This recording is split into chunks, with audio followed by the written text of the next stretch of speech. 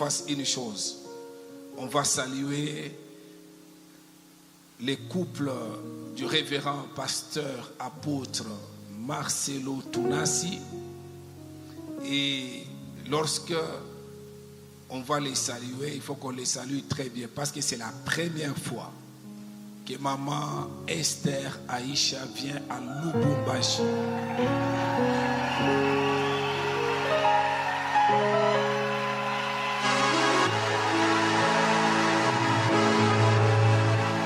Faites-les bien, non?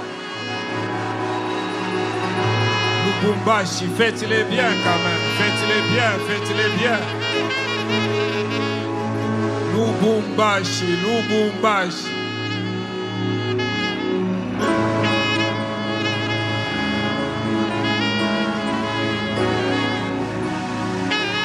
Amen.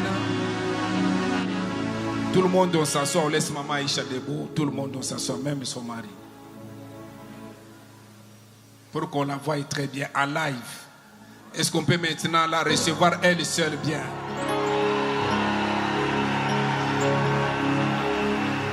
Dans la NCD, on t'accepte, on t'aime. Que Dieu soit loué. Merci. Elle reprend sa place. Alors je vais faire une chose. Je vais inviter Lumbams à l'improvisation. Lumbams, il ne faut pas me chanter autre chose. Seulement les chants là. Et puis, c'est bon? Vous avez compris? C'est bon, non? Lumbams, pendant que tu montes pour apprêter très bien, on va nous faire passer une vidéo. Parce que juste après, je ne monterai pas pour introduire l'orateur. Donc on aura déjà tout fait. Si l'orateur sent que non, non, c'est bon, vous savez qu'il parle très bien, non? Il parle toujours très bien. Égal à lui-même, le révérend apôtre Marcelo Tunasi. Ça fait plus d'années que je les connais, il y a très longtemps. Mais après un certain moment, c'était devenu très compliqué. Il fallait que mon ami et frère, les pasteurs et apôtres et docteurs, Raoul Ouafo, puissent dire que non, tu es en train de rater de bonnes choses, il faut que tu rentres là-bas. Je suis vraiment dans la joie. Chaque fois que nous avons besoin de lui, il est toujours là. Et nous croyons vraiment qu'il sera une grande bénédiction pour nous dans cette Connex 2025. Alors nous allons suivre cette vidéo. Apparemment, on nous donne la... Ça c'est une autre vidéo. Mais c'est bon. Marcelo Jérémy Tunasi a connu sa conversion en 1990 suite à une apparition de Jésus-Christ. En 1996, il reçoit son appel au ministère et, dès 1998, il devient pasteur principal de l'église La Compassion, située à Kinshasa. En 2009, il fonde la communauté Crefem, centre de réveil, d'évangélisation, de formation et de mission. Depuis, cette communauté s'est étendue à de nombreuses extensions, aussi bien sur le plan local international. Il est également l'initiateur de Marcelo Jérémy Tunasi Ministries, du noyau Compassion International, de l'école du ministère Compassion et de la fondation Compassion créée pour soutenir les déplacés de guerre dans l'est de la RDC. Et enfin de l'orphelinat Compassion.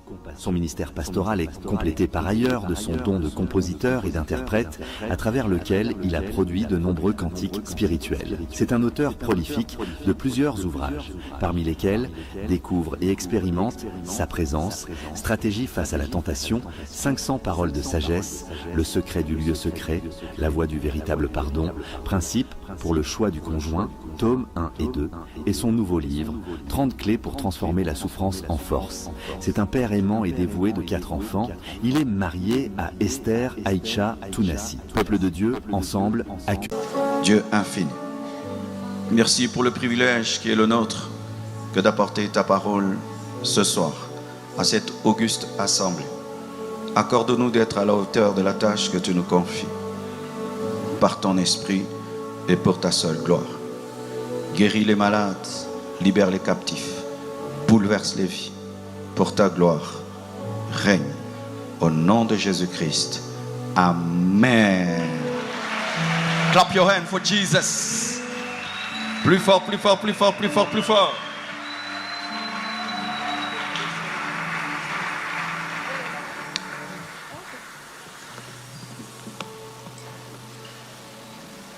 Alléluia. Sorry, je ne sais pas prêcher sans beaucoup chanter. Amen. Je vous salue tous au nom de Jésus. Je suis très heureux d'être à nouveau à Lubumbashi et que Dieu soit béni pour le grand travail qui se fait ici. L'année passée, c'était déjà très bien et quand je reviens, tout est en train de grandir, de croître, de s'améliorer. Et j'aime beaucoup les choses qui grandissent et vraiment que Dieu soit loué. J'aimerais d'abord féliciter tous les fidèles de la NCD pour ce travail majestueux qui se fait ici, dehors. Vraiment que Dieu bénisse. Et merci au révérend docteur. Thank you pour m'avoir invité. Tu n'étais pas obligé de me ramener. C'est la grâce et la faveur de se tenir derrière une estrade parce que rien n'était acquis. Et merci vraiment à l'homme de Dieu ainsi que son épouse qui n'est pas là. Là où elle est, que Dieu la bénisse, l'accorde de ses faveurs. Et merci aussi au comité, parce que quand on prêche, il y a toujours un comité. Quand on ne voit pas, qui dit « Ah, il revient encore, que Dieu vous bénisse aussi ». Merci au révérend Wafo, qui m'a reconnecté à l'apôtre Jean-Clément. C'est vrai, on s'était un peu perdu. Et grâce à lui, on s'est retrouvés. Merci. Il faut des hommes qui unissent. Hein? Amen. Hein? Vraiment, soyez bénis. Et merci à maman Esther, que j'appelle maman Esther non comment, qui m'a accompagné ici pour la première fois à Lubumbashi. Merci à toute mon équipe qui m'a accompagné. Vous allez vous tenir debout. Toute mon équipe qui m'a accompagné. Soyez bénis, bénis, bénis, bénis, bénis, bénis. Qui est venu de Kinshasa, de Kolwezi. Soyez bénis. Et je salue tous les hommes de Dieu que je connais personnellement, de près et de loin. Merci beaucoup. J'ai apporté tous les livres qui ont été présentés dans ma présentation, sont disponibles après ce culte et j'aurai le temps de dédicacer tous les livres qui seront achetés le samedi. Il y a mon premier livre, Découvre, expérimente sa présence. C'est un livre que je conseille à tous les modérateurs de culte parce que des fois les cultes ratent parce que le modérateur n'a pas la sensibilité spirituelle. Amen. Hein? Et c'est très important faire la différence entre la présence de Dieu liée à sa nature omniprésente et la présence de Dieu liée à son approbation. Stratégie face à la tentation, tu es combattu par le péché, pas seulement l'impudicité, tout autre péché, et tu n'arrives pas à vaincre. Le Seigneur, par sa grâce, nous a inspiré plus de 30 stratégies pour vaincre la tentation. La tentation n'est pas une imposition, c'est une sollicitation. Et quand on te sollicite, tu n'es pas toujours obligé de dire oui. Amen. 500 paroles de sagesse, c'est un livre qui est un recueil de 500 conseils journaliers. Chaque jour, tu lis et tu es édifié. Là, je vais lire au hasard, je vais tomber quelque part. 412. Waouh! Parlons de Jésus-Christ et le monde aura faim de lui. Ah, c'est bien tombé avec connexe. Si l'Église ne parle pas de Jésus, le monde n'aura pas faim de Jésus. 413, parlons du Saint-Esprit et le monde aura soif de lui. Amen. Et là, c'est mon livre, j'ai toujours été étonné, c'est mon livre le plus vendu au monde. C'est le plus petit, Le secret du lieu secret, du va cache-toi au va montre-toi. C'est pour les hommes de Dieu. Ça part du brisement, de la formation, de la préparation. Amen. Et la voie du véritable pardon, c'est un livre qui part du pardon. Comment tu peux pardonner l'impardonnable. Il y a un couple qui allait divorcer, qui après avoir lu ce livre, ils se sont pardonnés et ils vivent ensemble jusqu'à aujourd'hui. Si ton couple va mal, lis ce livre. Amen. Et là, j'ai un livre pour les célibataires. Et c'est tome 1, tome 2. Comme la maladie est très sérieuse, double dose. Principe pour le choix du conjoint, tome 1 et tome 2. Tu peux l'acheter avec ton fiancé, ta fiancée, ton ami. Toi, tu achètes un tome, l'autre tome, et vous lisez ensemble une lecture croisée. Ça, c'est mon nouveau livre qui a été produit par la souffrance, par le deuil, par la mort. Mais Dieu n'a pas permis à la mort de me tuer. Amen. 30 clés pour transformer la souffrance en force. Comment tu peux changer la mer rouge en tapis rouge. Comment une expérience qui devait te détruire peut te rendre plus fort, que ce soit le deuil, que ce soit le chômage, que ce soit la maladie. Comment tu peux transcender. Amen.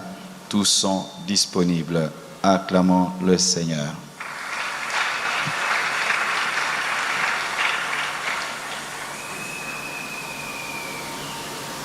Je vais commencer aujourd'hui une série de 3 prédications, 3 enseignements plutôt, sur 12 tempêtes qui nous empêchent de fixer les regards sur Jésus-Christ. 12 tempêtes qui nous empêchent de fixer les regards sur Jésus. Tu peux le dire à ton voisin de gauche, ton voisin de droite, ton voisin de devant, ton voisin de derrière, seulement ton voisin qui te sourit. Acclamons le Seigneur. Nous lisons Matthieu 14, versets 29 à 32. Matthieu 14, 29 à 32. Nous sommes debout afin d'honorer les Écritures. Et il dit, viens. Pierre sortit de la barque et marcha sur les eaux pour aller vers Jésus. Mais voyant que le vent était fort, il eut peur, et comme il commençait à enfoncer, il s'écria, « Seigneur, sauve-moi !» Aussitôt Jésus étendit la main, le saisit et lui dit, « Homme de peu de foi, pourquoi as-tu douté ?» Et ils montèrent dans la barque et le vent cessa. Prenez place, s'il vous plaît. Il y a une clim ici qui m'envoie fort là. Moi, je ne suis pas trop climatiseur. C'est possible que je prêche normalement. Je ne suis pas climatiseur, ça me casse la voix. Alléluia. C'est le vestige d'avoir commencé avec un tam-tam sans climatiseur. Est-ce que je peux être libre de parler? Amen. 12 tempêtes qui nous empêchent de fixer le regard. Ça vient de là. 12 tempêtes qui nous empêchent de fixer les regards sur Jésus-Christ. Retenez le passage que j'ai donné, je vais l'utiliser après. Tout d'abord, focus, c'est quoi? Être focus, c'est fixer les regards. En grec, aparao. Focus, en grec, c'est aparao. Aparao qui veut dire se concentrer. Détourner les yeux sur tout le reste et se fixer sur un seul objectif. C'est ça, être focus, c'est détourner les yeux sur tout le reste et se fixer sur un seul objectif. Amen. C'est quoi fixer les regards sur Jésus? Fixer les regards sur Jésus, c'est l'aimer sans distraction. Fixer les regards sur Jésus, c'est garder sa parole. Fixer le regard sur Jésus, c'est attendre son retour. Fixer le regard sur Jésus, c'est l'aimer plus que tout. Fixer le regard sur Jésus, c'est ne s'attendre qu'à lui. Fixer le regard sur Jésus, c'est faire de lui le centre de ta vie. C'est faire de lui ton modèle. C'est ça, fixer les regards sur Jésus, aparao. Pourquoi faut-il fixer nos regards sur Jésus? Parce qu'il est l'auteur et le consommateur de notre foi. Souvent, lorsqu'on dit l'auteur et le consommateur de la foi, cela veut dire celui qui engendre la foi et qui l'amène à la perfection. C'est ça, auteur et consommateur, celui qui engendre la foi et qui l'amène à la perfection. Celui qui est le début de la foi et la fin de la foi, le déclencheur de la foi et le perfectionnement de notre foi. L'alpha et l'oméga, la source de tout. Alléluia. Pourquoi il faut être focus sur Jésus? Pour tenir bon dans la foi et pour aller jusqu'au bout. Je vais vous lire 3 versets complémentaires afin de mettre les bases de mon enseignement. Nombre 21, versets 8 à 9. La Bible dit, « L'Éternel dit à Moïse, fais-toi un serpent brûlant et place-le sur une perche. Quiconque aura été mordu et le regardera, conservera la vie. Moïse fit un serpent d'airain et le plaça sur une perche. Et quiconque avait été mordu par un serpent et regardait le serpent d'airain conservait la vie. Nous voyons là le focus qui donne le salut. Celui qui regarde a le salut. Le focus donne le salut par les yeux. Le salut, c'était par les yeux. Si tu regardes bien, tu es guéri. Tu regardes mal, tu meurs. Tu regardes le serpent qui est mort, tu es guéri. Tu regardes ta plaie, elle te tue. Tu regardes le serpent d'airain, tu es guéri. Tu regardes le serpent vivant, tu meurs. Tu regardes ce qui est mort, tu as la vie. Tu regardes ce qui a la vie, tu meurs. Une contradiction. Dieu fixe son peuple sur un serpent mort pour qu'il ait la vie et le détache des serpents vivants qui donnent la mort. Cela est une préfiguration de Jésus-Christ qui est le serpent d'airain. Il est mort afin de nous donner la vie. Et Satan, c'est le serpent vivant qui n'a jamais connu la mort et qui ne connaîtra jamais la mort. Si tu regardes à tes problèmes, au diable, au démon, tu mourras. Mais si tu regardes à celui qui est mort, tu vivras. Alléluia. Le salut par le regard. Amen. 2 Rois 2, verset 10. Élie dit, tu demandes une chose difficile, mais si tu me vois, pendant que je serai enlevé d'avec toi, cela t'arrivera ainsi. Sinon, cela ne t'arrivera pas. Comme il continuait à marcher en parlant, voici un char de feu et des chevaux de feu les séparèrent l'un de l'autre. Et Élie monta au ciel dans un tourbillon. Élisée, regardez. On nous dit toujours que pour avoir l'onction, il faut qu'on te touche. Là, on ne l'a pas touché, il a regardé.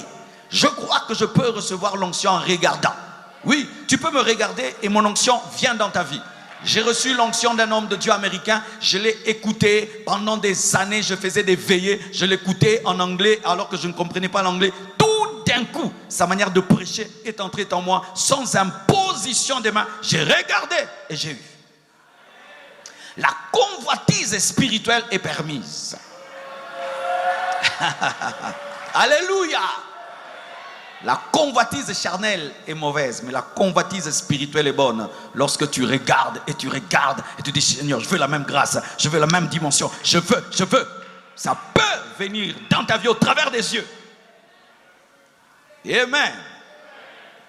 Ne regarde pas des mauvaises choses, tu risques de les avoir. Il dit, et si tu me regardes? Élisée regardait et criait, mon père, char d'Israël et sa cavalerie. Et il ne le vit plus. Saisissant alors ses vêtements, il les déchira en 2 morceaux. Il releva le manteau d'Élie qu'avait laissé le manteau qu'Élie avait laissé tomber. Puis il retourna et s'arrêta au bord du Jourdain. Et nous savons ce qui s'est passé. Il a dit, où est le Dieu d'Élie? Et le Jourdain s'est divisé en 2. Il a reçu l'onction en regardant. Alléluia. En regardant. Et ce que j'aime dans ce passage, c'est que tu ne peux jamais recevoir une onction supérieure en ayant la première onction. Il faut que tu déchires ton manteau pour que tu reçoives le manteau. Alléluia. Parce que le manteau ne tombe pas sur un autre manteau, il tombe sur des épaules nues. Lorsque tu déchires, alors tu reçois. Car c'est seulement lorsque tu as déchiré ton manteau que tu entres dans une nouvelle dimension. Alléluia. Il a déchiré pour avoir, il a déchiré pour entrer. Et ce n'est que celui qui déchire son manteau qui peut ouvrir en deux le Jourdain. Alléluia. Hébreux 12, versets 1 à 4. Nous donc aussi, puisque nous sommes environnés d'une si grande nuée de témoins, rejetons tout fardeau et le péché qui nous enveloppe si facilement et courons avec persévérance dans la carrière qui nous est ouverte, ayant le regard sur Jésus. Ayant le regard sur Jésus, le chef et le consommateur de la foi, en vue de la joie qui lui était réservée, a souffert la croix, méprisé l'ignominie et s'est assis à la droite du trône de Dieu. Le focus donne la persévérance. Le focus fait de toi un chrétien 4 fois 4. Fait de toi un chrétien endurant. Ce que tu regardes détermine ta persévérance. Ce que tu regardes détermine l'onction que tu auras. Ce que tu regardes détermine le salut que tu recevras. Le salut par les yeux, l'onction par les yeux, la persévérance par les yeux. Mais les yeux, il y a 2 sortes de yeux. Il y a les yeux physiques, il y a les yeux spirituels. Et je parle plus à tes yeux spirituels. Concentre-toi sur Jésus et tu vas persévérer. Concentre-toi sur Jésus et son onction va venir en toi. Concentre-toi sur Jésus et tu seras sauvés. 12 tempêtes qui nous empêchent de fixer les regards sur Jésus. Lorsque je parlerai des tempêtes ce soir et demain et après-demain, je serai en train de parler des choses qui nous distraient, qui nous empêchent d'être fixés sur Jésus. Et il y en a beaucoup. Je peux même parler de 100 tempêtes, mais faute de temps, nous parlerons de 12 tempêtes. Et c'est cela dans l'histoire de Pierre. Pierre voit Jésus-Christ marcher sur l'eau et désire marcher comme lui. Et Jésus l'appelle. Et tant que Pierre regardait Jésus, il pouvait marcher sur l'eau. Mais lorsque la tempête a commencé, le vent a commencé à souffler, alors Pierre a cessé de regarder à Jésus. Il a commencé à regarder la tempête et tout d'un coup, il a commencé à s'enfoncer. Donc sa capacité de se tenir sur l'eau n'était pas sa capacité de nager, c'était sa capacité de se concentrer sur Christ. Tant qu'il était concentré sur Jésus, Jésus qui est le maître de l'eau et de la tempête pouvait l'aider à surmonter l'eau, à dominer l'eau. Mais lorsqu'il a cessé de regarder le roi, le Dieu vivant, celui qui contrôlait la tempête et qui s'est fixé sur la tempête, alors la tempête l'a englouti. Aujourd'hui, je vais parler que de 4 ou de 5 choses qui nous empêchent de nous fixer sur Jésus. 5 tempêtes. Ésaïe 14, verset 12, nous parle de la première tempête, le mois. Te voilà tombé du ciel, astre brillant, fils de l'aurore. Tu as abattu à terre, toi le vainqueur des nations. Tu disais en ton cœur, je monterai au ciel. J'élèverai mon trône au-dessus des étoiles de Dieu.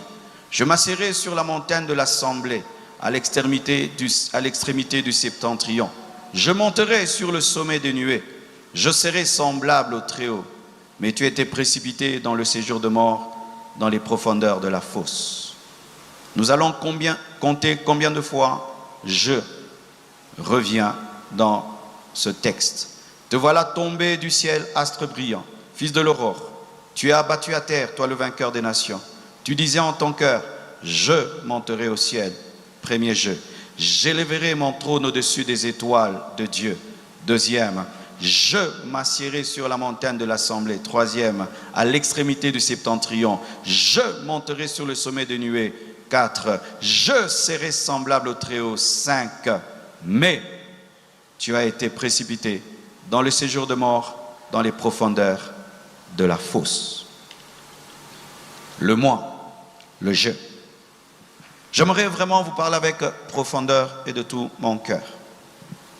Aujourd'hui, l'Église est en train de connaître quelque chose de terrible. Et homme de Dieu, vraiment, que Dieu vous bénisse pour ce thème. C'est devenu rare des thèmes sur Jésus dans les églises. Est-ce qu'on peut acclamer le Seigneur?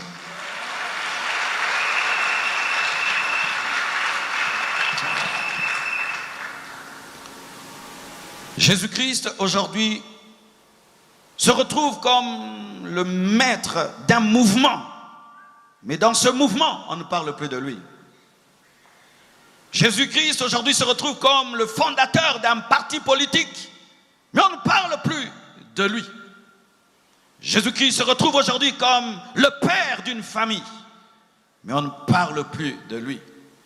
Nous parlons de plus en plus de tout, sauf de celui qui nous a sauvés, sauf de celui qui nous a donné la vie.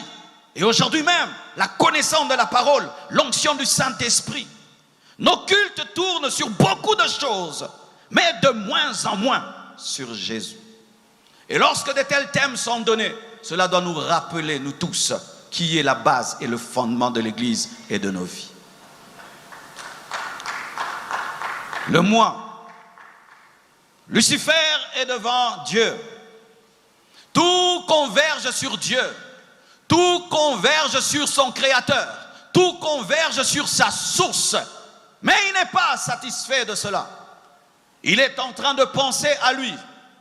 Il ne pense pas à celui qui l'a créé. Il ne pense pas à celui qui lui a donné la beauté qu'il a. Il ne pense pas à celui qui lui a donné la sagesse. Il ne pense pas à celui qui lui a donné la richesse, car il était couvert de pierres précieuses.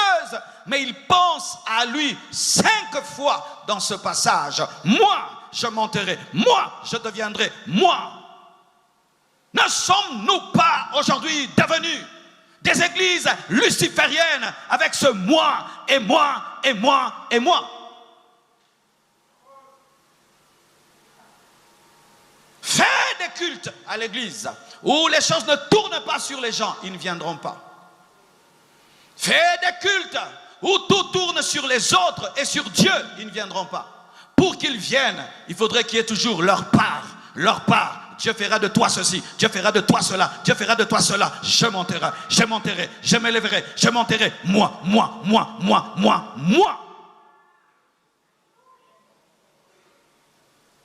Le moi a tué Lucifer. Le moi a engendré la précipitation de Lucifer. Le moi a changé Lucifer, l'astre brillant, en esprit impur, en prince de ténèbres, en Satan, en diable. J'aimerais vous dire, mes frères et sœurs, Jésus-Christ n'est pas d'abord mort pour le moi, il est mort pour lui. Car nous qui bénéficions de sa mort, il nous demande de nous offrir à lui. Donc c'est pour lui-même qu'il est mort. Même si tu as sauvé, c'est pour que tu puisses lui appartenir et que tu cesses de vivre pour toi, mais pour lui. Mais qu'est-ce qui arrive aujourd'hui?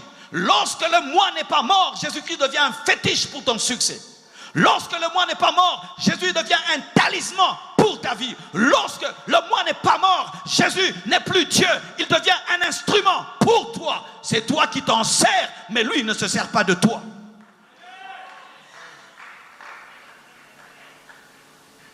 Le moi, je monterai, je me lèverai, je serai moi. Il est dans un culte, mais il pense à lui.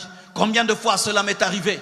Combien de fois cela nous est arrivé d'être dans un culte, on ne pense pas à Jésus. D'ailleurs, on n'aime plus l'adoration, on aime quand on demande des choses à Dieu. L'adoration, on n'aime plus l'adoration, on aime quand c'est nous. Dieu bénis-moi, Dieu bénis-moi. Mais les temps d'adoration deviennent de plus en plus rares. Et même quand ce sont les temps d'adoration, c'est les temps pour que le musicien nous fasse le spectacle de sa voix. C'est les temps pour qu'on puisse acheter ses CD. C'est les temps pour qu'on puisse avoir la publicité pour son concert. Même dans l'adoration, le moi est entré. Même dans l'adoration. Si tu veux garder tes regards sur Jésus, tu dois mourir à toi-même.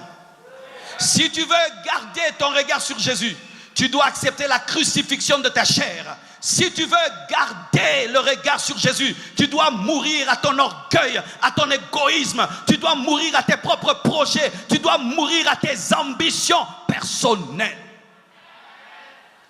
Car si plutôt tu n'es pas mort à toi-même, il y aura deux rois en toi. Jésus et toi. Mais en toi, il ne peut avoir qu'un seul roi, Jésus-Christ.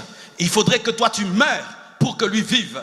Mais si tu veux vivre avec lui, frère, il ne sera jamais le Seigneur de ta vie. Les enseignements sur le brisement doivent revenir sur la chair. J'entends des prédicateurs qui prêchent aujourd'hui contre le brisement. Mes frères, prêcher contre le brisement, c'est vouloir une église charnelle, une église orgueilleuse, une église mondaine. Ce n'est qu'une église mortelle même qui est concentrée sur Jésus. Parce que la chair, c'est aussi un Dieu. Depuis que je suis né, je n'ai pas connu Jésus quand je suis né. Je ne connaissais que Marcelo. Marcelo, jusqu'à l'âge de 15 ans, était mon Dieu. Je faisais tout pour Marcelo. Je faisais tout pour plaire à Marcelo. Marcelo était mon Dieu. Et quand je viens à l'église, si on ne crucifie pas Marcelo, il y aura un mélange entre Marcelo et Jésus. Et Marcelo va se servir de Jésus pour sa propre gloire. Es-tu mort à toi-même? Et voici comment tu vas savoir si tu es mort à toi-même ou pas. Tu penses plus à qui? Tu penses plus à Jésus ou à toi-même? Dans les choses que tu fais, tu cherches la gloire de qui?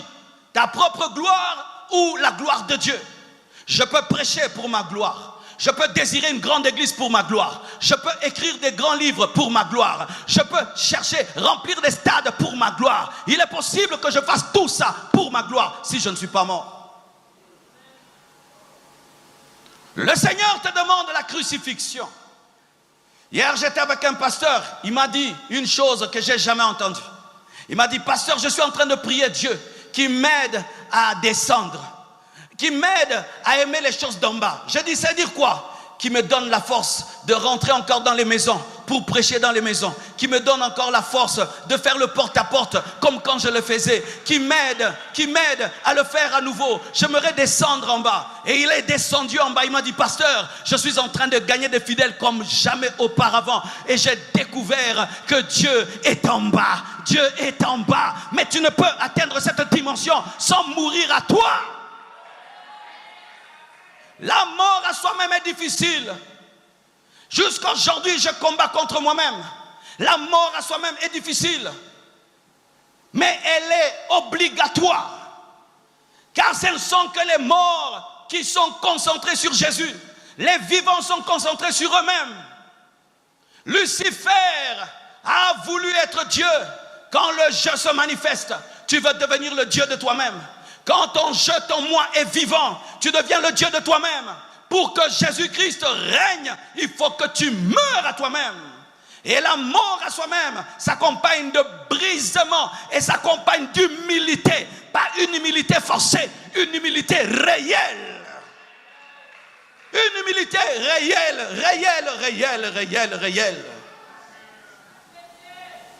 Si tu lis les prédications et les enseignements des apôtres, on ne disait pas aux gens, tu deviendras. On disait Christ en toi, Christ en toi, Christ en toi, Christ en toi. C'est pourquoi aujourd'hui, nous avons des chrétiens enflés, orgueilleux, parce que nous leur prêchons ce qu'eux veulent être, mais pas ce que Christ est, afin qu'ils meurent pour le devenir.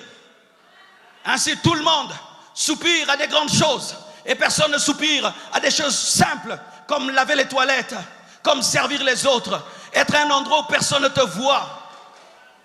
La mort à nous-mêmes. La mort à nous-mêmes. Que des fois j'ai eu des problèmes avec des hommes de Dieu parce qu'il est venu à l'église. J'ai oublié de le présenter. Hommes de Dieu, nous devons mourir à nous-mêmes. Même si on ne t'a pas présenté, ce n'est pas ça l'essentiel. Quand on n'honore pas, ce n'est pas ça l'essentiel. Ce n'est pas ça l'essentiel. Lorsque j'ai lu le livre de Dag sur les croisades d'évangélisation, il dit... La partie la plus difficile de mon organisation d'une croisade, c'est comment je vais présenter les hommes de Dieu et où ils vont s'asseoir. Si tu rates là où ils vont s'asseoir et leur présentation, ta croisade est morte. Pourquoi? Nous sommes vivants. Nous sommes vivants. Lorsqu'on est mort à soi-même, on ne cherche pas les honneurs, on ne cherche pas d'être reconnu, on ne cherche pas d'être présenté. Que tu sois présenté ou pas, ça t'importe peu. Que tu sois assis devant ou derrière, cela t'importe peu. Oh, donne-moi la main. Un jour, je vais au Burundi et je tiens une croisade dans une église. Et je finis, on me suit. On me dit, notre évangéliste était là, notre plus grand. Je dis, il était où? Oh, il était là-bas. Et puis on me donne son numéro, Chris Ndikumana, cet homme qui remplit des stades de 300 000 personnes. Il était là. Et puis je le téléphone, je dis, homme de Dieu, tu étais là.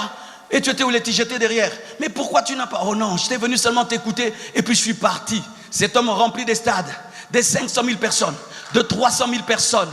Mais il n'a que faire d'être honoré. Homme de Dieu, c'est bien qu'on nous honore, mais que cela ne soit pas notre soif et notre faim. Que cela ne soit pas notre soif et notre faim. C'est... Oh, donne-moi la main, hein?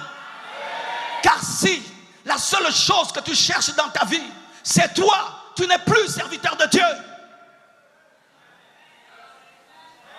Mourons et Jésus paraîtra. Mourons à nous-mêmes et Jésus se manifestera. Sans cela, mes frères, nos cultes tourneront sur nous. Tous nos projets spirituels, ce sera nous. Un jour, Dieu me pose la question. Pourquoi tu veux construire cette grande église? Pourquoi? Pour être parmi les grands du Congo, les grands de la francophonie. Oh mes frères, oui, je peux construire ça aussi pour être parmi les grands.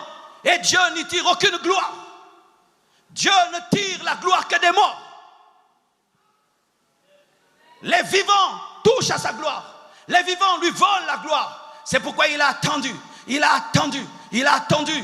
qu'Abraham vieillisse et qu'il soit incapable par lui-même de donner Isaac, pour lui donner Isaac, afin qu'il reconnaisse qu'il n'a rien fait et c'est Dieu qui a tout fait. C'est pourquoi chaque fois qu'il y avait l'arche, il fallait des coudées entre le peuple et l'arche pourquoi Dieu veille à ce qu'on ne touche pas sa gloire. Et qui ne touche pas la gloire de Dieu? Les morts. Je vais dans le deuil d'Alain Moloto. Le stade est rempli. Des gens qui n'ont jamais rassemblé de toute sa vie. Tous ses concerts. Personne, aucune fois, il a eu une telle foule. Et puis j'ai dit à Dieu, pourquoi tu lui as donné la foule le jour de sa mort? Il m'a dit, c'est parce que là, il ne prendra pas ma gloire. C'est pourquoi je lui ai donné cette foule le jour de sa mort. Et ses chansons étaient chantées. Le monde entier l'a suivi. Frère, il y a des choses que tu demandes à Dieu, mais Dieu te demande une chose: meurs à toi-même, meurs à ton moi, meurs à ton ego, meurs à toi, à ton jeu, à moi. J'ai décidé, je veux, je désire, je veux, meurs à ça. Tu peux des fois croire que ce que tu as comme jeu, c'est une grande foi, alors que c'est de l'ambition charnelle. Lucifer voulait s'élever au-dessus des nuées. Ça paraissait être une grande foi, mais c'était un désir égoïste. Chaque fois que tu désires des grandes choses, pose-toi toujours la question, tu les veux pourquoi et pour qui? Pourquoi tu veux devenir riche? Pourquoi tu veux l'onction? Pourquoi tu veux ouvrir les yeux des aveugles? Pourquoi tu veux une grande église? Pourquoi tu veux une grande entreprise? Pourquoi tu veux être connu? Pourquoi? Si c'est pour toi, c'est Lucifer. Si c'est pour Dieu, alors tu es un chrétien. Mais j'aimerais vous dire, parvenir jusqu'à ne désirer tout pour Dieu, c'est un grand processus. Je me souviens, au début du ministère, il m'arrivait de préparer un service de puissance.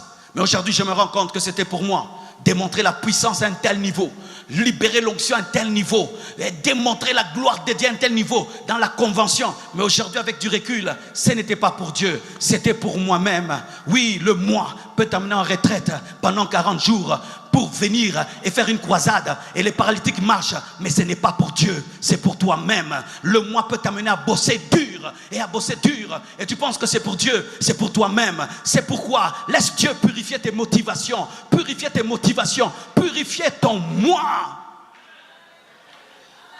Le moi est un Dieu, et un Dieu très malin, qui vient même se cacher dans les choses de Dieu, qui vient se cacher même dans les choses spirituelles, qui vient se cacher même dans des choses qui paraissent être de Dieu. Il était dans la présence de Dieu, Lucifer, mais là, il pensait à lui. Un pasteur était ministre. Oh, l'église était remplie. Le jour qu'on l'a destitué, les gens sont partis. Ils ne venaient pas pour Jésus, ils venaient pour eux. Ils venaient pour qu'il les nomme, pour qu'ils puissent lui donner le travail. Et maintenant qu'il ne peut plus donner le travail, ils ne viennent plus. Pourquoi tu viens ici? Tu viens pour Jésus ou tu viens pour toi? Tu viens pour Jésus ou tu viens pour toi? Je te pose la question, tu viens pour Jésus ou tu viens pour toi? Tu viens pour que l'homme de Dieu t'aide ou tu viens pour Jésus? Oui, je te pose cette question. Car il est possible dans la spiritualité que ce soit nous-mêmes qui soyons les dieux de nous-mêmes. Alléluia.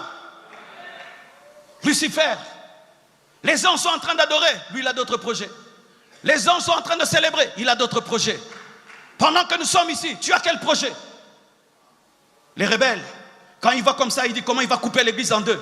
Vous pensez qu'il est là, zélé? Non, il est en train de voir comment il va se couper une partie. Lucifer était dans le jeu, dans la présence de Dieu, la rébellion. Lorsque un fils devient rebelle, vous allez entendre beaucoup. Je prêche, hein, je sais, je connais la rébellion.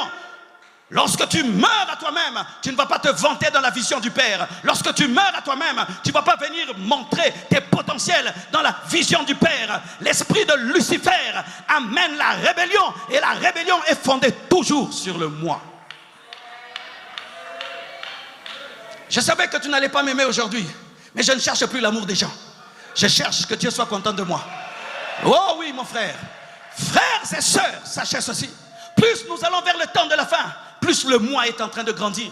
Regardez ce qui se passe sur Internet. J'aime, je t'aime, je te suis, je t'aime, je te suis.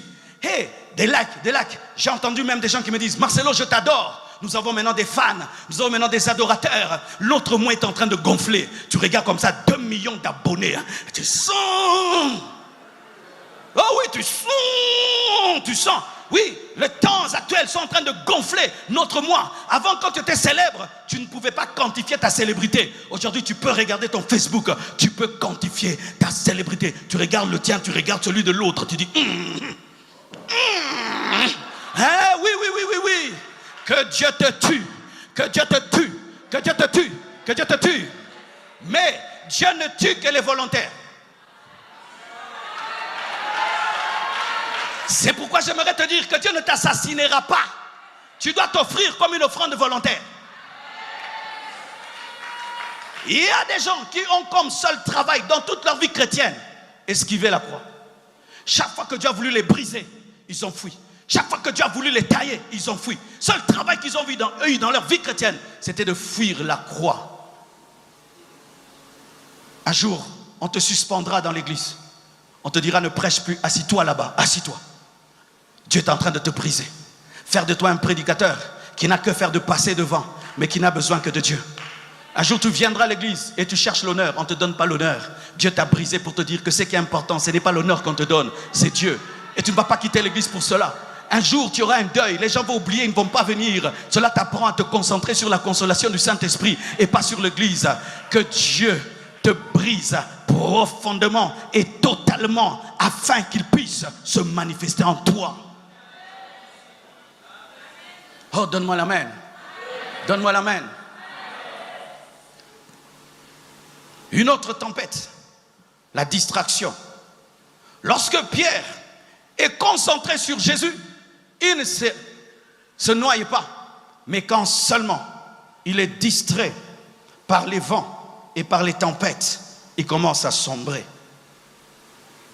Aujourd'hui, la distraction est devenue intense. L'homme n'a jamais vécu en un temps où il y a autant d'informations. À la télévision, sur Internet, les journaux, autour de nous, il y a tous les jours une nouvelle, et une nouvelle, et une nouvelle. Et sans que nous le sachions, nous avons cessé d'être attachés et concentrés sur Jésus. Mais nous sommes aujourd'hui concentrés sur nos téléphones. Le téléphone aujourd'hui, les ordinateurs ne sont plus des ordinateurs. Ils sont devenus des dieux. Oui, j'aimerais te dire, nous critiquons ceux qui se prosternent devant les statues. Nous avons une nouvelle statue, nos téléphones. Nos téléphones. Avant que tu ne dormes, tu dis bonsoir à ton téléphone. Le matin, tu lui dis toujours bonjour. Quand tu manges, tu lui dis toujours bon appétit. Certains, ils sont plus au téléphone qu'avec des humains. Certains sont plus au téléphone que devant leur Bible et dans la prière. Et le téléphone, mes frères et sœurs, a pris nos temps de prière. Le téléphone a pris nos temps de jeûne. Le téléphone a pris nos moments d'intimité, même en famille. Le téléphone a pris nos moments. Ces temps qu'on devait donner à Dieu, nous les passons au téléphone. Nous sommes au courant de tout ce qui se passe dans le monde, mais nous n'avons qu'une nouvelle révélation de Dieu dans nos vies. Nos Bibles sont fermées et nos téléphones sont toujours connectés. Et même en plein culte, tu es incapable d'éteindre ton téléphone. Dernièrement, je vais entrer en retraite. Le Seigneur m'a dit, tu feras 30 jours et tu ne vas pas être connecté et tu ne vas pas suivre ce qui se passe. Oh mes frères, c'était plus difficile que ne pas manger. Je pouvais accepter de ne pas manger, mais ne pas être sur Facebook, sur YouTube, sur Instagram, sur Twitter, c'était plus difficile. Je vous défie de jeûner Twitter, de jeûner TikTok, de jeûner Facebook. Vous allez voir que c'est plus difficile que le foufou. C'est plus difficile que le foufou. Les ministères sont en train de mourir à cause du téléphone. Hommes de Dieu, comment les Wesley et les Finney avaient une telle profondeur? Il n'y avait pas autant de distractions en leur temps. En notre temps, il y a tellement de choses pour distraire les chrétiens. Si vous voulez être concentré sur Jésus, il doit être supérieur à votre téléphone. Et ainsi, avant d'ouvrir ton téléphone, ouvre ta Bible le matin. Alléluia! Ouvre ta Bible le matin. Ne lis pas tes messages et tes emails si tu n'as pas encore commencé à lire la parole de Dieu. Le Seigneur est attristé. Que ce soit tout d'abord nos messages WhatsApp que nous lisons avant de lire la Bible. Le Seigneur est attristé que ce soit tout d'abord nos YouTube que nous consultons avant de consulter sa parole. Il y a un Dieu qui est entré dans le monde, nous ne le voyons pas. Chacun de nous l'a dans ses mains, le téléphone. Le téléphone est devenu une idole. Il n'est plus devenu un instrument.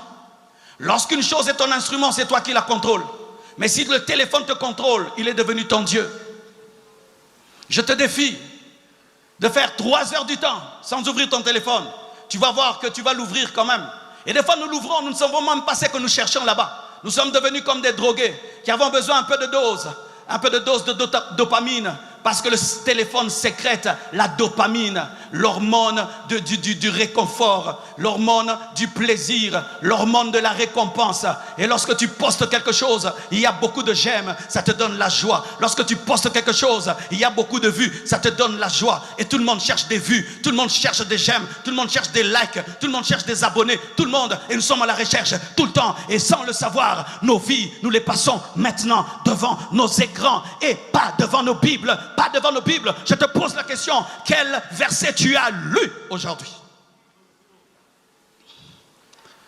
Pas dans le culte, dans ta méditation personnelle.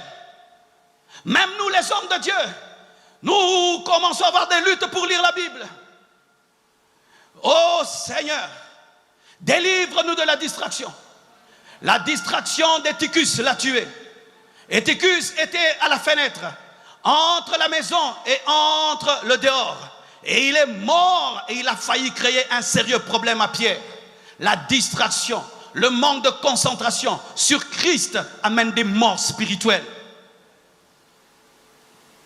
Cette relation personnelle, intime que tu as avec ton téléphone, est-ce que tu l'as avec Jésus? J'étais attristé le jour que j'ai vu mon petit bébé qui me regarde et regarde toujours ma main. Parce qu'il sait que chaque fois que papa est avec lui, il a quelque chose en main. Et chaque fois qu'il me regarde, je dépose le téléphone. Un jour, un enfant a prié, il a dit, Père, Seigneur, fais que mon père puisse m'aimer comme il aime son téléphone. Quand ton téléphone est déchargé, vois comment tu es mal à l'aise. Mais quand tu n'es pas rempli du Saint-Esprit, tu es à l'aise.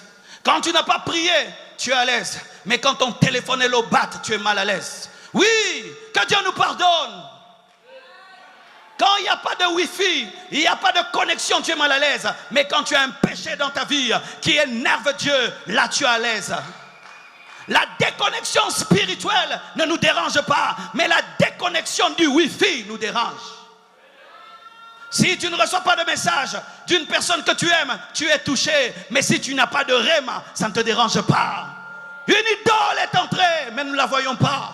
Ce n'est pas une statue. Ce n'est pas une statue, c'est un instrument.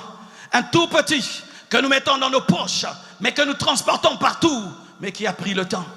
Au point où même iPhone et tous les autres commencent à nous dire combien de temps nous passons au téléphone.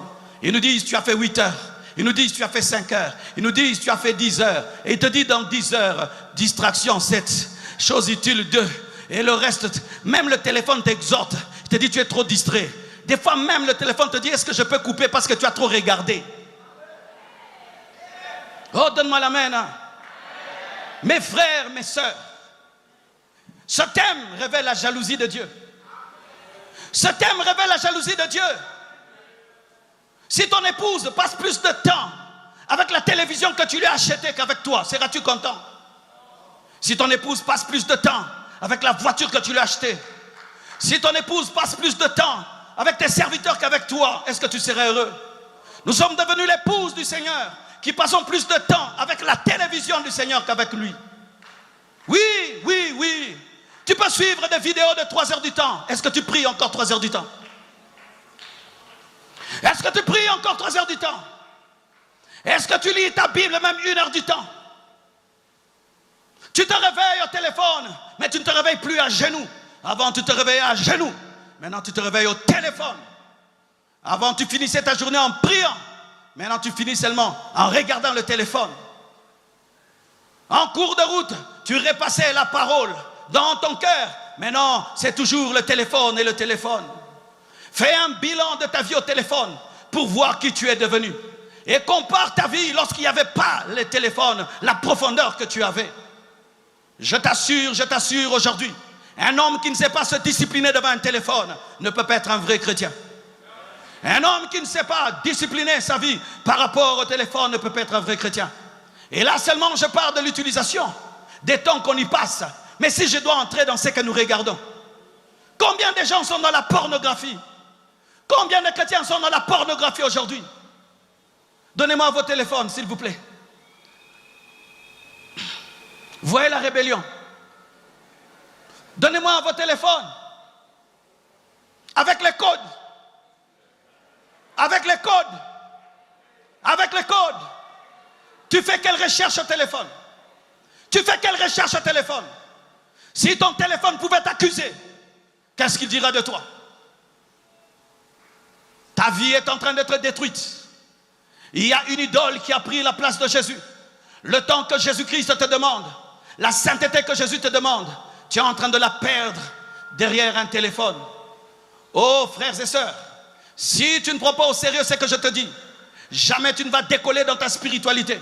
Car si au temps de Paul, on devait renverser des idoles d'Astarté, de Diane, aujourd'hui il faut renverser l'idole téléphone, afin que le téléphone redevienne un instrument, un instrument, un instrument, où je l'ouvre quand je veux, et quand je ne veux pas, je le ferme.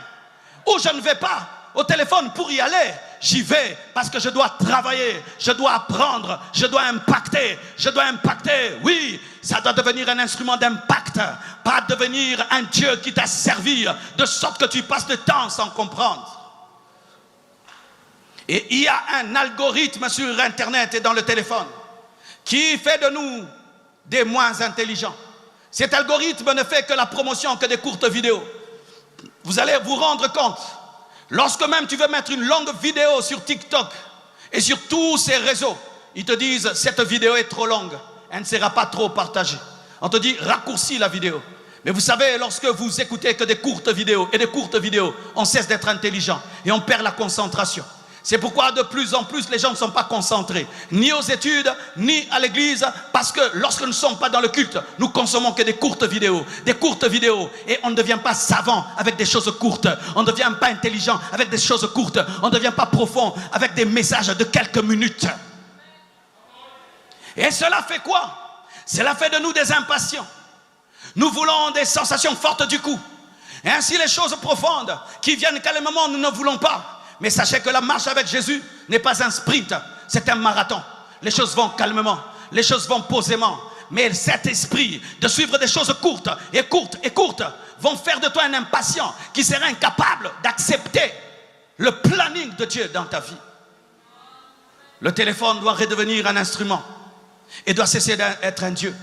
Et aujourd'hui, alors que tu voudras dormir, et cette habitude que tu as d'être au téléphone sans prier, et de finir ta journée au téléphone sans prier, ne le fais pas, c'est une idolâtrie, c'est un péché, c'est lui l'alpha et c'est lui l'oméga. Au commencement c'est Dieu, à la fin c'est Dieu, pas au commencement le téléphone et à la fin le téléphone. De sorte même lorsque nous sommes dans des moments d'intimité, avec nos épouses, avec nos enfants, nous sommes toujours au téléphone. Le téléphone est en train de détruire les familles, de détruire les églises, de détruire les ministères.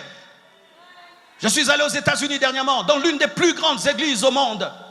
Et je ne me suis pas assis devant, je ne me suis pas présenté, je me suis assis parmi les fidèles. Ils étaient sur Instagram pendant le culte, ils étaient sur Snapchat pendant le culte. Ils ont devant eux l'un des plus grands orateurs du monde. Les hommes voyagent du monde entier pour l'écouter. Mais les fidèles étaient un œil sur leur téléphone et l'autre œil sur le pasteur. Ils étaient en train de chatter en plein culte. On est en train de parler de Jésus, mais c'est plus fort qu'eux. Ils doivent être sur Snapchat, ils doivent être sur WhatsApp, ils doivent dire quelque chose. Et certains disent non, je suis en train de dire aux gens quel culte je suis en train de vivre. Oh, le téléphone! Il est entré même dans nos moments d'adoration. Si un musicien commence à célébrer le Seigneur, les gens viennent, commencent à le filmer. Nous, on n'a pas grandi comme ça. Lorsqu'un homme était utilisé par Dieu dans l'adoration, on fermait les yeux. On tombait à genoux. Maintenant, on ouvre les yeux, on prend le téléphone et on commence à le filmer. Le même esprit qui est dans les boîtes de nuit, le même esprit qui est dans les choses du monde vient dans l'église et on allume le téléphone et tout le monde commence à filmer comment il chante à l'église, comment il adore.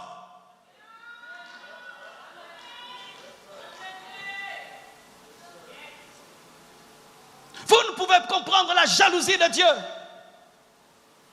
Si alors que je suis en train de prêcher, vous prenez tous des téléphones, vous commencez tous à me filmer. La gloire me revient maintenant. Ce n'est plus un culte christocentrique. Ça devient le culte de Marcelo. Chers musiciens, vous qui me suivez, stoppez ça, arrêtez ça. Interdisez les gens de faire ça. Ça diminue l'onction dans le culte. Ça diminue la gloire de Dieu dans le culte.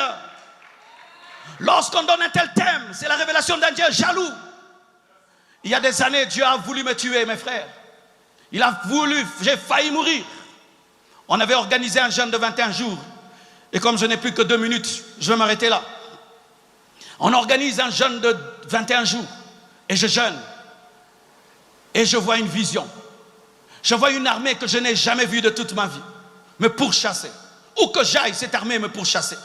Ils avaient des tenues que je n'avais jamais vues. Et je fouillais. Mais c'est comme si quelque chose en moi les révélait où j'étais. Et j'arrive à un endroit. Ils m'arrêtent. Ils m'entourent et me jettent par terre. Et j'avais senti pendant que je courais que j'avais touché à la femme d'un grand homme. C'est ce que je sentais dans la vision. Que c'était un chef qui était jaloux pour sa femme et que moi j'avais touché sa femme. Je parle de la vision. Boyo katao na salagi likambo. Na ebibino déjà tibato couper. Et ça vision. Vision. Donne-moi la main, je continue. Mutuna bitumbane na vie. Nga za ba bitumba na nga misoso. Donne-moi la main. Hein? Alors dans cette vision, on me projette par terre. Et on commence à m'écraser la poitrine. M'écraser la poitrine. C'était là. On m'écrasait. Mais au milieu de cette armée, il y avait un. Je ne voyais pas son visage. Lui était en robe. Il n'avait pas une tenue. Et il était là calme. Et tout d'un coup, j'entends une voix. C'est moi qui suis mort pour l'église. Pas toi. C'est moi qui suis mort pour l'église. Pas toi. Frère, quand j'ai entendu cela, j'ai commencé à crier dans mon cœur. J'ai touché à la gloire de Dieu. Je veux mourir. C'est ce qui arrive aux gens qui touchent à la gloire de Dieu, qui meurent comme ça. Oh, maintenant je comprends comment les gens meurent à cause de la gloire de Dieu. Je meurs. Quand seulement j'ai commencé à me repentir dans mon cœur, toute cette armée s'est arrêtée, comme s'ils entendaient ce que je disais dans mon cœur. Et celui qui est au centre se retourne et part. Il ne m'a même pas regardé. Il avait du mépris pour moi. Et il s'en va. Et toute son armée s'en va. Mais l'un des militaires va un peu loin, il s'arrête et puis il me regarde et me dit recommence. Frère, je suis sorti de la vision. Je tremblais. Pendant des mois et des mois, je tremblais. Et vous savez ce que j'avais fait en ce temps-là? Des entreprises de téléphonie étaient venues me voir.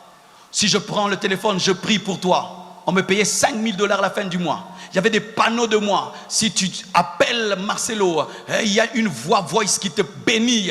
Et puis à la fin du mois, je pouvais me retrouver comme ça, sans rien faire. $10,000. Et un jour, Dieu a dit, tu arrêtes ça. On commence à me donner trop de gloire à l'église, trop d'honneur à l'église, trop de gloire. J'ai appelé mon équipe. J'ai dit, arrêtez ça. Je me souviens une fois, en plein culte, l'adoration est forte. On arrête l'adoration pour me souhaiter bon anniversaire. Hein, on quitte. Adonai, joyeux an. Il y a des choses que Dieu ne supporte pas. Mes frères, Dieu est un Dieu jaloux. Dieu est un Dieu jaloux. J'appelle ces entreprises de téléphonie. Je dis, je romps les contrats. J'appelle, je romps. Tu peux mourir seulement parce que tu as touché au Dieu jaloux. Au Dieu jaloux. Au Dieu jaloux. Frères et sœurs, le Seigneur m'a dit de vous dire une chose. Qu'il est jaloux chaque fois que ce qui est à lui nous revient. Il est jaloux chaque fois que autre chose prend sa place dans nos vies. Il est jaloux chaque fois que tu aimeras quelque chose ou quelqu'un plus que lui. Et même nous, les hommes de Dieu. Donnez-moi l'amen. Les apôtres déchiraient leurs vêtements lorsqu'on leur donnait la gloire qui revenait à Dieu. Pourquoi ils faisaient cela? Ils avaient la révélation de la jalousie de Dieu. Lorsqu'un malade guérit, ce n'est pas toi qui l'as guéri. Lorsqu'un paralytique marche, ce n'est pas toi qui l'as fait marcher. Lorsqu'une personne se convertit, ce n'est pas toi qui l'as converti. Toute la gloire doit revenir à Dieu. Toute la gloire doit être focalisée sur Dieu et rien ne doit distraire cela. C'est pourquoi dans la Bible on nous dit que lorsque Ésaïe a vu le trône de Dieu très élevé et qu'il a vu des séraphins qui étaient autour de ce trône, ces séraphins couvraient leur visage pour qu'Ésaïe ne soit pas distrait par la beauté de leur visage. Ils couvraient leur visage afin que toute l'attention soit concentrée sur celui qui est sur le trône. Rien ne doit être fait pour distraire l'attention de l'Église. Rien ne doit être fait pour que l'Église ne soit pas concentrée sur Jésus. Rien et rien. Le Seigneur attend une Église christocentrique. Nos chansons doivent être christocentriques. Nos cultes doivent être christocentriques. Nos motivations doivent être christocentriques. Nos enseignements doivent être christocentriques. Combien de fois j'ai prêché dans ma vie et puis Dieu m'a dit aujourd'hui, tu n'as pas prêché l'évangile. Tu as prêché l'Ancien Testament. Tu as prêché la sociologie. Tu as prêché la philosophie. Où est ma croix dans ce que tu as dit? Où est mon sang? Où est ma résurrection? Où est l'évangile? Où est Christ dans ce que tu as prêché? Oui, frère. Nous pouvons prêcher sans prêcher Christ. Nous pouvons chanter sans chanter Christ. Nous pouvons faire des choses. C'est pourquoi cette convention nous interpelle tous. Un jour, il m'a posé la question: as-tu déjà fait un séminaire Jésus? Séminaire, thème, Jésus. Prédication, thème, Jésus. Vous savez que c'est difficile. C'est difficile de faire un séminaire, thème, Jésus. Vous savez ça? C'est difficile de faire une convention, thème, Jésus. Parce qu'alors que c'est lui notre sauveur, nous avons du mal à parler de lui. Nous parlons de sa bénédiction sans parler de lui. Nous parlons de sa puissance sans parler de lui. Et le fait que nous ne parlons pas de lui, les gens ne tombent pas amoureux de lui. Et comme les gens ne tombent pas amoureux de lui, ils ne deviennent pas des vrais disciples. Ce n'est qu'une église christocentrique qui engendre des chrétiens et qui engendre des vrais enfants de Dieu. La philosophie, les bons discours, les bons chants ne font pas de nous une église christocentrique. Et vraiment, je bénis le Seigneur. Et moi-même, en rentrant à Kinshasa, je ferai l'effort d'être davantage christocentrique. Car nous ne pouvons prêcher dans la nouvelle alliance comme si nous étions dans l'ancienne alliance. Nous ne pouvons prêcher dans le Nouveau Testament comme si Christ n'est pas mort, comme si Christ n'est pas ressuscité, comme si Christ n'est pas venu.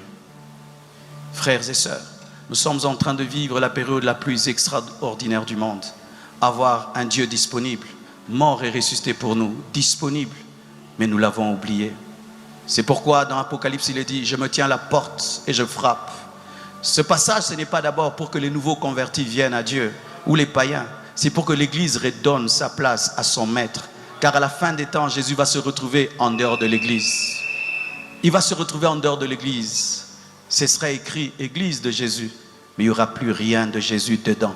Il n'y aura que l'homme et l'homme et l'homme. C'est pourquoi chaque fois faisons attention, parce que c'est très subtil. C'est très subtil que l'homme remplace Dieu. Pourquoi? Lui, on ne le voit pas, mais on voit l'homme. Quand je prie pour un mort, il ressuscite. On n'a pas vu Jésus, on m'a vu. Mais toi qui sais que c'est l'invisible qui l'a fait, rappelle toujours aux hommes que même si c'est le visible qui a touché, l'invisible a touché au travers du visible. Lorsque tu parles, les gens t'écoutent. Waouh, il parle bien. Et ils pensent que c'est toi qui as bien parlé. Mais rappelle toujours aux hommes que tu ne savais pas parler. Mais un jour, le surnaturel t'a touché et tu as commencé à parler. Et lorsque les gens vont te trouver que tu es extraordinaire, rappelle-leur tes débuts avec Dieu. Lorsque tu étais informe et vide, comment Dieu t'a ramassé et a fait de toi ce que tu es. Ainsi, toute chose doit être concentrée sur Jésus. Sur Jésus.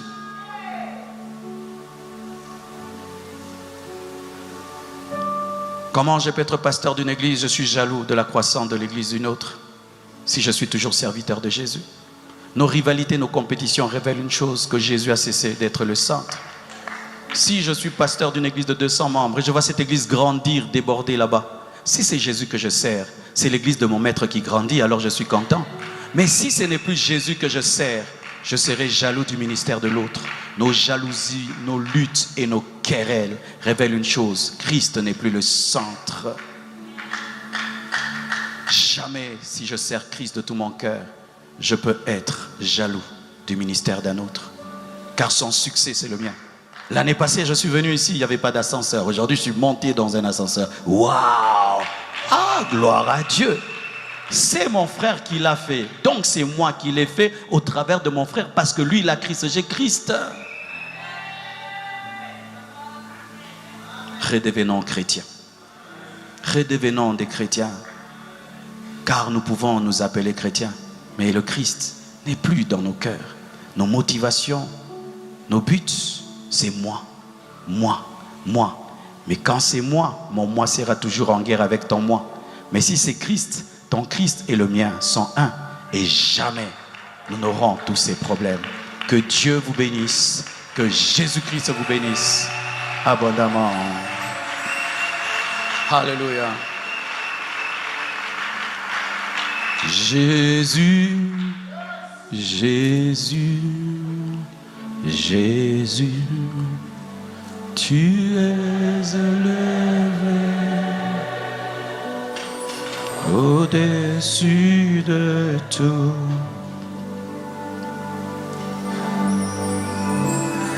Jésus, Jésus, Jésus, tu es élevé au-dessus de tout. Jésus, Jésus, Jésus, Jésus, Jésus, Jésus, tu es élevé au-dessus de tout. au-dessus de tout.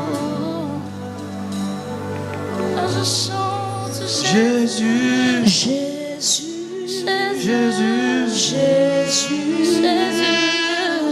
Jésus, tu es élevé au-dessus de tout, au-dessus de tout. Oui, moi je chante Jésus, Jésus, Jésus, Jésus, Jésus, Jésus, tu es élevé au-dessus de tout, au-dessus de tout. Oui, moi je chante Jésus, Jésus, Jésus, Jésus, Jésus, tu es élevé de tout, Seigneur, au-dessus de tout. Ce soir, moi je chante Jésus, Jésus, Jésus, Jésus, Jésus, Jésus, tu es élevé de tout, au-dessus. Yahweh, tu es élevé, tu es élevé au-dessus de tout, Yahweh, au-dessus de tout. Tu es élevé, tu es élevé au-dessus de tout, Seigneur, au-dessus de tout. Tu es élevé, tu es élevé au-dessus de ce monde, au-dessus de Yahweh, tu es élevé, tu es élevé au-dessus de tout, au-dessus de tout. que chacun de nous prie selon que Dieu lui a parlé. Prions au nom de Jésus. Rebrosayama, Liprayanda Shada, Liariada Basite de Bos, Librebede Sinti de Bosch. Oh Jésus, que tout en nous soit fixé sur toi, fixé sur toi, fixé, fixé, fixé sur toi. Pardonne-nous, Seigneur, tout ce qui a pris ta place, notre moi, les distractions. Nous-mêmes, Père, agis dans nos cœurs, agis dans nos vies, agis dans nos esprits. Oh Jésus, sois au centre de l'Église, au centre de nos messages, au centre, au centre, au centre, au centre, au centre, au centre, au centre, au centre, au centre. Je sais que ce n'est pas facile, mais avec l'aide du Saint-Esprit. Corri de besi fiti de boshadaya. Libre de besinte de boshinde de bosinte de bosha. Corri de shinde de besaya. Corri de mezite de boshada de basa. Approfondis, approfondis, approfondis cette parole dans les cœurs. Approfondis ce message dans les esprits. Approfondis cette parole dans les cœurs de chacun. Au nom de Jésus. Prie avec moi. Dis Jésus, j'accepte la crucifixion du moi afin que tu vives et que moi je meure. Sors-moi de toute distraction, de toute idolâtrie du téléphone. Sors-moi de toute vie qui n'est pas centrée sur toi. Aujourd'hui, je prends la décision d'avoir une vie christocentrique, un ministère christocentrique, une famille christocentrique, des relations christocentriques, des journées christocentriques. Ne permets plus à cette tempête de me distraire, de m'enfoncer. Je fixe mes yeux sur toi, les yeux de mon cœur sur ta croix, comme le serpent d'airain. Je fixe mes yeux sur l'œuvre de Golgotha. Jésus, change-moi, transforme-moi, fais que je tombe amoureux de toi. Fais de moi une épouse amoureuse de toi. Fais de moi un vrai adorateur qui t'adore en esprit et en vérité. Au nom de Jésus, au nom de Jésus, au nom de Jésus, au nom de Jésus-Christ, au nom de Jésus, au nom de Jésus, au nom de Jésus, au nom de Jésus, au nom de Jésus, au nom de Jésus.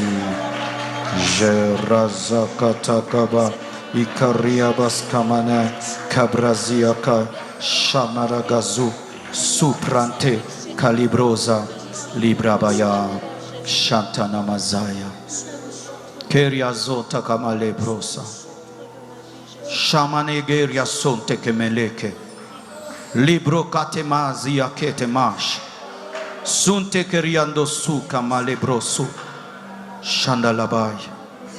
Ainsi parle le Seigneur. Je vous ai dévoilé mon cœur. Je vous ai dévoilé ma souffrance. Une église qui m'a oublié.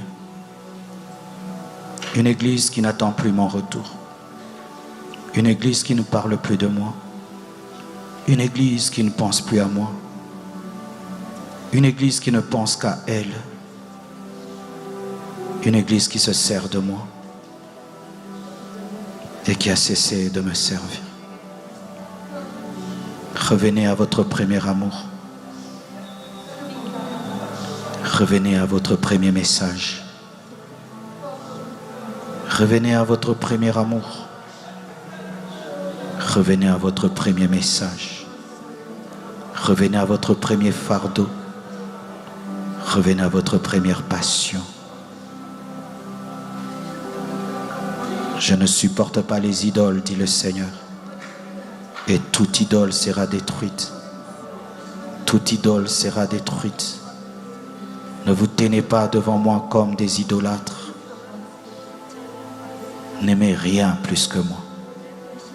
Ne désirez rien plus que moi. Ne parlez de rien plus que de moi.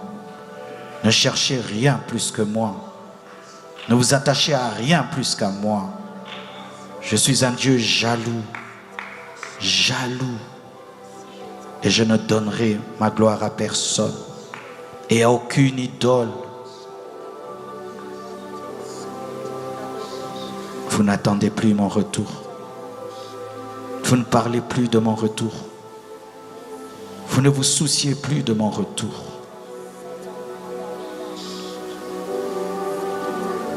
Kariazika mashada. Isketa mashada. Kariasikanta shada. Sunta karabashita. Ikana labasaka. Karasia mashante. Oradia mashita. Kariasita mashanta labasaka. Répentez-vous, déchirez vos cœurs, enlevez les idoles, brisez les idoles, purifiez vos cœurs, purifiez vos cœurs, purifiez vos ambitions, purifiez vos cœurs. Venez à moi, venez à moi, venez à moi, revenez, revenez. Revenez, revenez, revenez. L'âne connaît son maître, l'ânesse connaît son maître, mais mon peuple m'a oublié. Chaque pariazamana shadai, kinde de degezinte temaza.